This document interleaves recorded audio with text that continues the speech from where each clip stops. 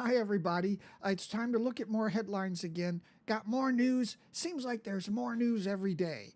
That's my insight for today. And we start off here. We look at the Drudge Report because Drudge Report is a peculiar aggregator of a lot of news headlines over the years. I've talked about in some of my previous videos in the late 90s when the Drudge Report came of age by kind of forcing a lot of the online media sources, online then meaning broadcast media, to report on certain stories they didn't want to. And it proved that the internet could be a source of news. And now we're at the point 25 years later where the internet's the only source of news and it's all clickbaity stuff. But before I completely fall into old man grumpy mode on about the news, first here we've got the stuff happening there in Israel and Hezbollah. There was a good point in the news here about apparently Hezbollah there in southern Lebanon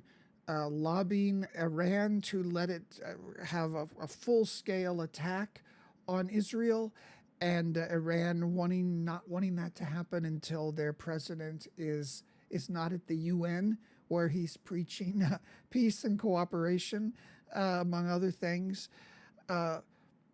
This is a difficult problem for the United States now, as the country that really funds all this, as it funds a lot of conflicts around the world. It does it ostensibly to make itself safer, to protect business interests, to protect the international order, which has kind of fallen to pieces a bit in the last 4 years with Russia acting up and China acting up, and what's happening in the Middle East, and even other countries like Venezuela deciding, hey, if it's a free-for-all, let's invade other countries too. We might want to do something.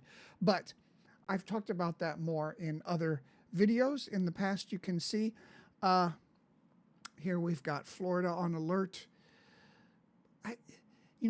I know a lot of the people I talk to, well, of the few people who watch my videos, a lot of them are not in the United States, and they look to me to explain what Americans are thinking about the news and why. And it's a big thing in American news broadcasts, these natural disasters.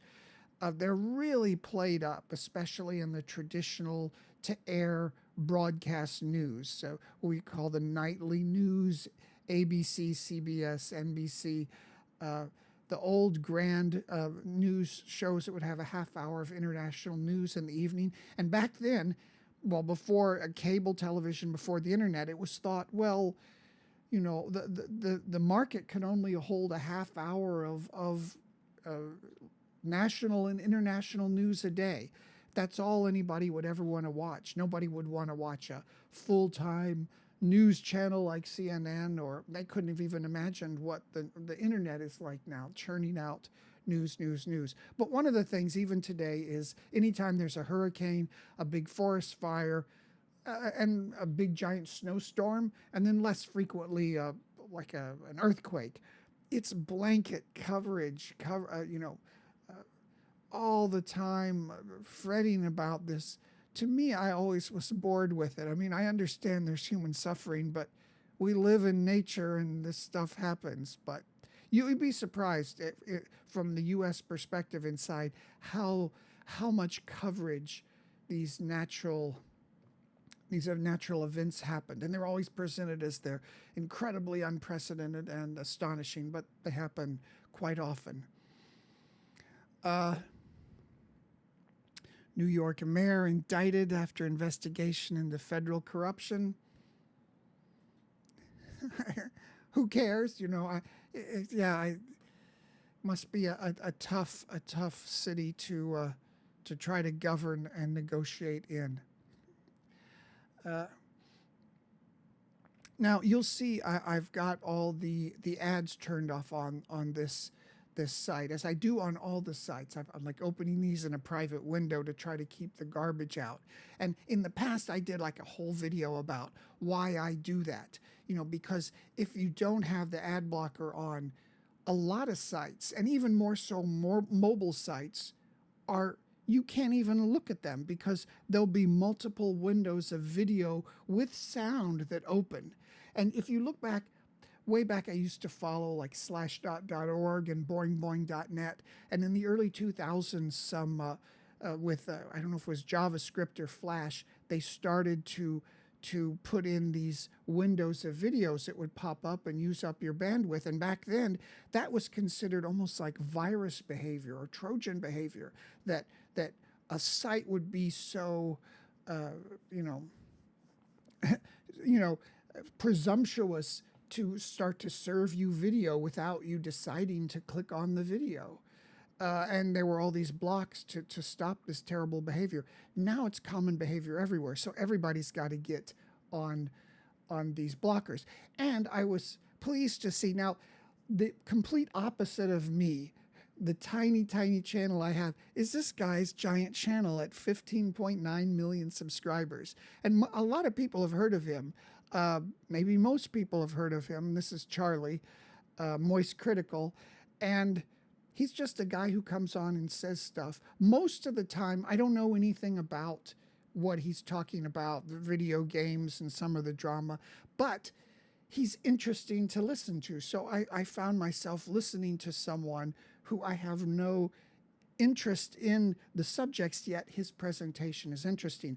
And it was neat for me because in the past I used to do television shows years and years ago.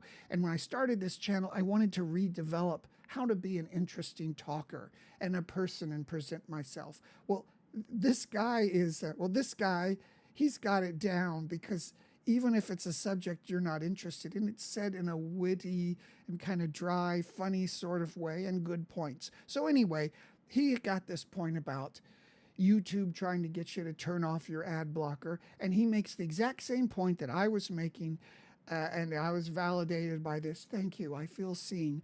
And because he makes the point that you can hardly navigate some sites without an ad blocker on. It tries to push so much junk in front of you, it makes the site unusable. And I just agreed with everything he was saying on this. It was really interesting.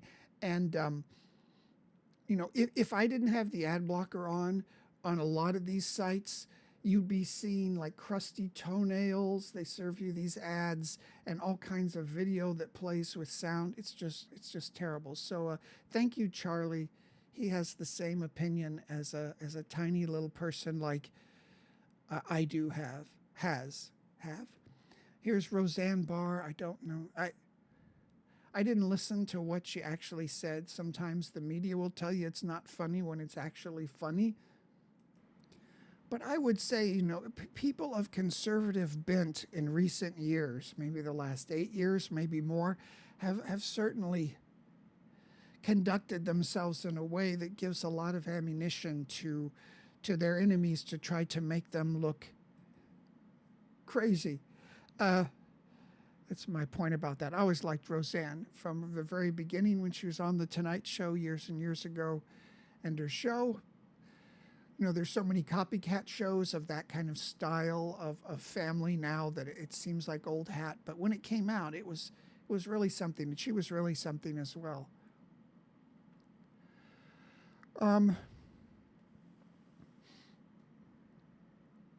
We have electoral college. Okay, we come over to this kind of idea where, so when we see these articles, this was on Drudge Report a couple days ago, I think, newly popular Harris builds momentum, challenging Trump for the mantle of change. You have these polls like this that show an overall, Harris leading Trump. Since the United States system is based on the Electoral Congress and not the raw vote, often when we see the big news media put out stuff like this, it's sort of to create a narrative in the same way they did it when Hillary Clinton was running, to create an impression, actually a false impression, that one side is winning out over the other. And that's why when I'm overseas somewhere meeting with people, this even happened way back when the George W. Bush, the times he was elected, the second time, I was I think it was in a board meeting or something, and the other guys from Sweden were just astonished because they had only heard the stuff from the news media that, oh, that George W. Bush was a war criminal. He was going to be pulled before the Hague. Everybody laughs at him. He's a laughingstock. The polls were close or something like this to give an impression of a certain outcome. So they're stunned when the other side could win. So the takeaway from this is that we got to pay attention to what's happening in the electoral map, since almost all the states are kind of spoken for. Because whatever state, if one side gets more votes than the other, the side that gets more votes gets all of the electoral votes, except for a couple outliers that have different rules. But for most of them, one side gets all of the electoral votes. So that means it all comes down to a certain number of states. Here they're saying Pennsylvania, North Carolina, and Georgia. All the other states are just, they're already spoken for. One side's going to be way ahead. So how these fall will fall the election. Now, there's other ones that, even more recent articles that talk about the states. They add in Wisconsin in there. I think Pennsylvania is still in there. Sometimes there's states like Arizona that will fall into that. But just for argument's sake, these three states, this article says the election will come down to. And, you have states here. We have North Carolina, we have Pennsylvania, Georgia, especially Pennsylvania, North Carolina, a lot of manufacturing, old manufacturing there. So it forces both of the candidates not just to make their speeches out to big population centers on the east and west coast of the country. It makes them have to deal with issues that are important to some of these smaller, older manufacturing states. And there's a lot of negative you can say about the Electoral Congress, but what the Electoral Congress does do, if there's anything positive about it, it makes politicians have to pay attention to issues in the heartland in smaller states. For instance, when Hillary lost in 2016, they thought they had a lock on Wisconsin, but Trump spent the tiny bit of money that his campaign had compared to the vast amounts Hillary's had, and he spoke to the issues in some of those states, well, in Wisconsin, and surprisingly won that state, and that was instrumental to him winning the presidency that year. And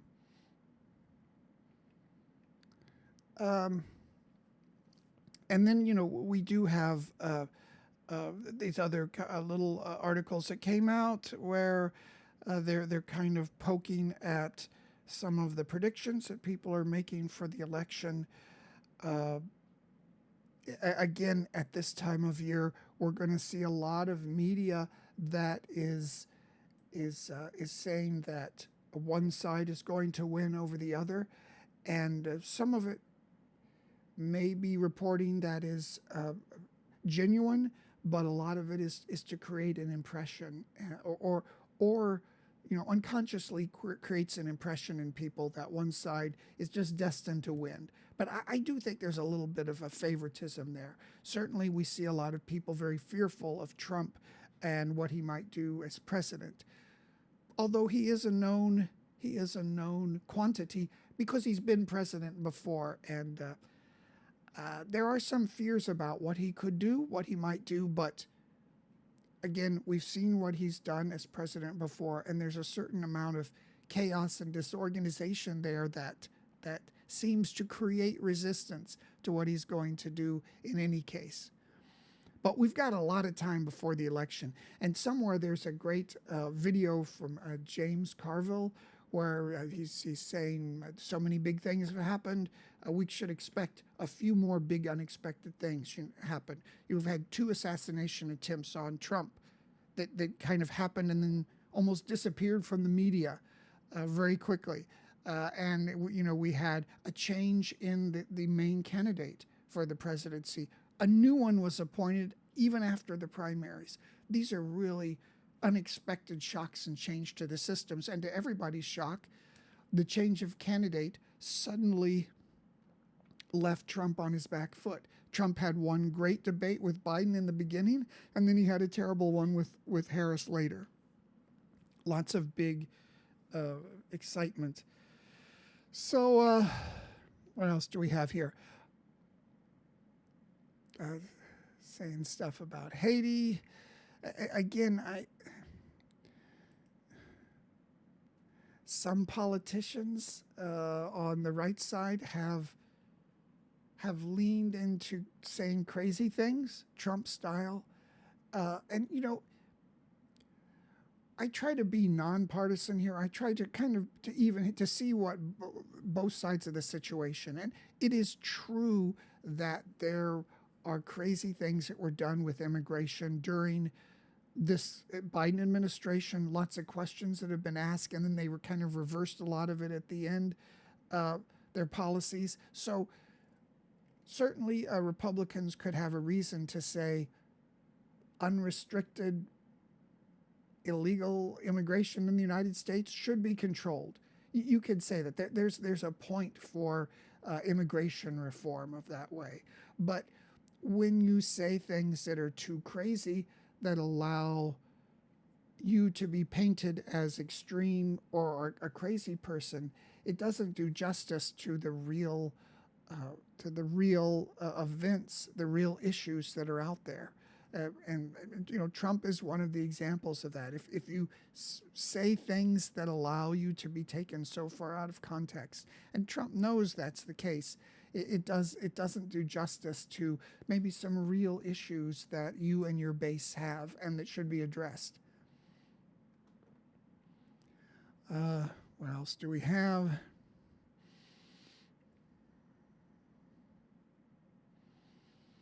You know, what a time we're in. NATO plans for large-scale transport of wounded troops in case of a war with Russia.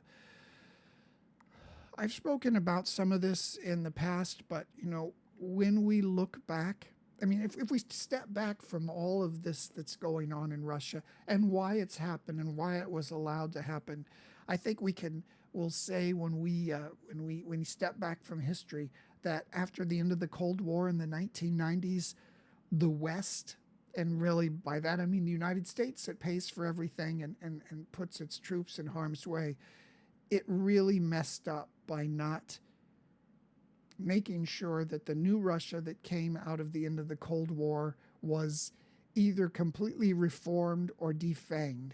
We lost the battle there by allowing it to continue to re-evolve into a big business mafia sort of state. You know, we lost the plot by allowing it to become fully authoritarian again, and I think it's mainly, you know, the Clinton administration and the Bush administration that missed who Putin was and what the vast amounts of money the U.S. pumped into Russia after the end of the Cold War. How outrageous that after this time, history repeats itself, and here we've got Russia being the aggressor again. Makes me, you know, if we get into a big war with Russia, I would think of, you know, the World War I veterans thinking when they sacrificed so much in the war to end all wars, but it was just a prelude to World War II. And there's some quotes or some old films of guys just British guys in tears, like, oh, we sacrificed our whole generation, and here comes Germany again after us and causing an even greater conflagration. Certainly we hope that's not going to happen with Russia. We sacrificed so much during the Cold War, put so much money in there, and so many people died around the world in all those proxy wars. So if it happens again, it's like we really missed the mark there.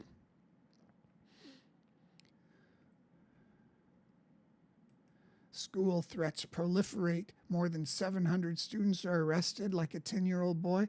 That's good. This is what they should be doing. And the thing that would pop out to me as an American from a place where everybody has guns and can carry them openly at times. Guns are a lot less prevalent now than I think they were in the past when I was growing up. When I was growing up, every kid had a rifle, and kids would drive to school with their rifle collection in the rack in the back of their pickup truck to kind of show them off. I don't remember guns in school, but I know just if you go back to the 60s or the 50s, they had hunting and shooting clubs at school where kids would bring their guns in to show them off.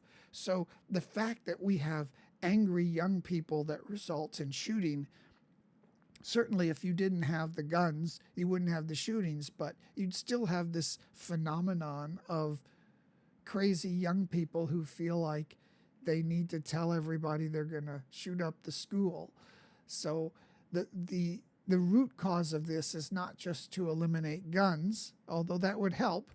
The root cause of this is a social phenomenon that has evolved over time. Probably a lot of monkey see, monkey do. People read about this, and kids hear about all the shootings every week, and they say, this is the socially acceptable or the social writ of what I'm supposed to do when I've had too much and I can't go on and I'm forced to do it. It's a weird thing that has grown up.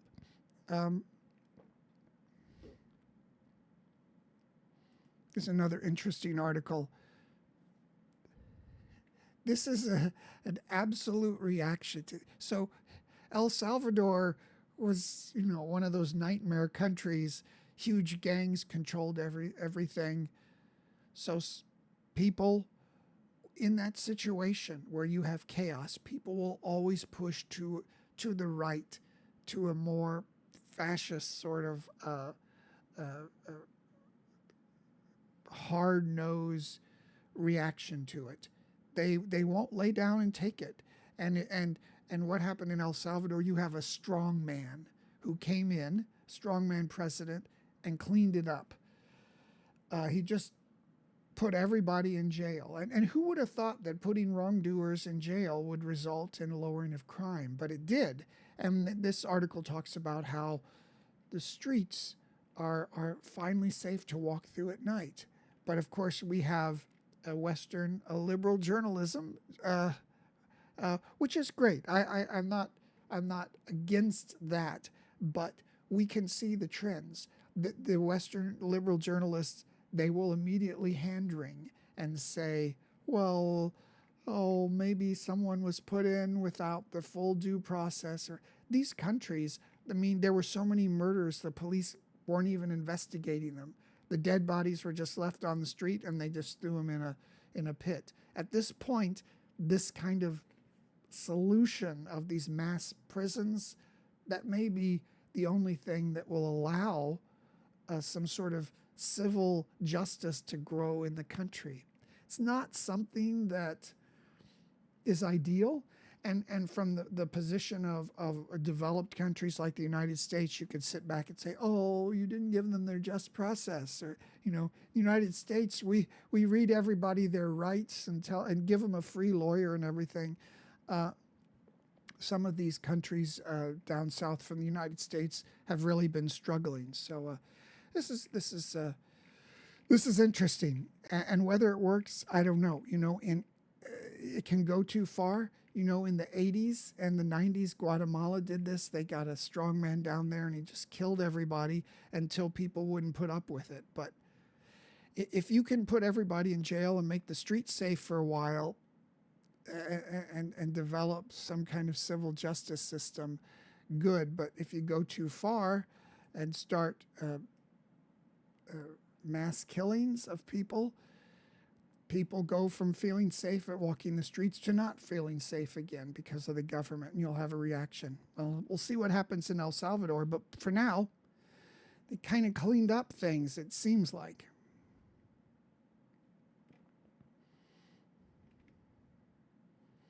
There's more, see more on the... And everybody I know just breathlessly, in the U.S., everybody I know breathlessly follows this sort of news, but it doesn't interest me that much at all. Uh,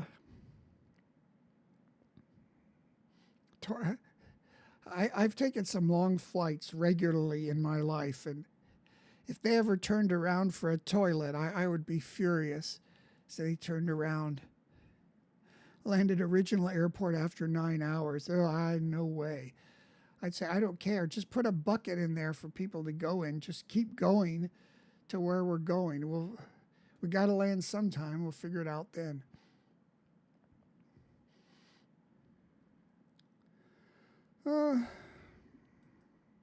I really missed out on software development, both at the turn of the century in the 2000s, and now all these subsequent booms. Here's some guy, he left Google to develop his own little thing, and he made him pay $2.7 billion to bring him back, and they're positing that money is to bring the mind back, and he made him buy his little startup. I didn't have the smarts to ever do that. That's a regret. That's a regret. I think that's about it. Here's in Russia. This did. Maybe we'll end on. I try to end on something positive, because I'm trying to keep things in context. Because if we see things in context, what's behind the politics or what's going on overseas, we can sometimes step back and not feel so much anxiety about it. So, but this time, let's end on this giant bear that killed a father and son, and the day before it killed 35 stray dogs at a dog shelter. This is and it's somewhere way out remotely in Russia, and the police cordoned off the village and stood guard to protect terrified locals following the attack. I've always lived in and around big cities, so the idea of being so remote that a killer bear would have to be guarded against at night with guns, and even then they'd be scared. That's amazing. That's an amazing story. It stokes my imagination. Here's all the dead dogs, but they're pixelated, so it's fine. So anyway, killer bears. We may have our problems, but we're not on the lookout, most of us, for killer bears. Well, that's the end of the news today. That was, instead of being a theme-based show, because we've looked at a lot of politics, of big things in the American election recently. This was it was nice to some generalized headlines again, looking what's there. So as always, don't run off and march in somebody else's protest or parade or lay down your life for them unless you're really sure.